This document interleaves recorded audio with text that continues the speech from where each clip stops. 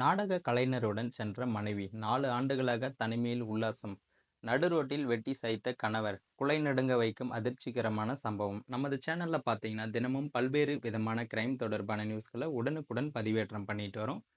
இது போன்ற நியூஸ நீங்களும் உடனுக்குடன் காண நினைச்சால், மறக்காம நமது சேனல சப்ஸ்கிரைப் பண்ணுங்க. டெய்லி நம்ம போடக்கூடிய வீடியோக்கு உங்களுடைய ஆதரவ தெரிவிங்க. கிருஷ்ணகிரி மாவட்டம் பரட்டனப்பள்ளி பகுதியில் பெரும் பரபரப்பை ஏற்படுத்திய சம்பவம் ஒன்று நடந்துள்ளது.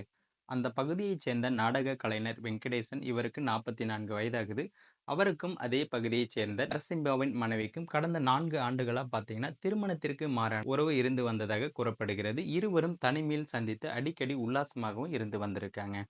இந்த தகாத உறவை நரசிம்மப்பா பலமுறை கண்டித்தும் இருவரும் அதை கைவிடாததால அவர் கடும் மன அழுத்தத்தில் இருந்திருக்காரு. இந்த நிலையில நேற்று காலை தனது மனைவி வேலைக்கு செல்கிறேன் என கூறிவிட்டு வெங்கடேசனுடன் வெளியே சென்றுள்ளதை அறிந்த நரசிம்பா இருவரையும் தேடி கிருஷ்ணகிரி ரவுண்டானா பகுதிக்கு சென்றிருக்காரு.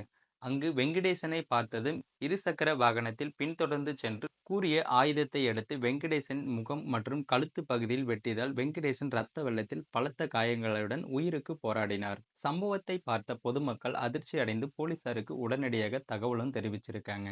இதனையடுத்து சம்பவ இடத்திற்கு விரைந்த போலீசார் வெங்கடேசனை ஆம்புலன்ஸ் மூலம் அருகில் உள்ள மருத்துவமனைக்கு கொண்டு சென்றிருக்காங்க.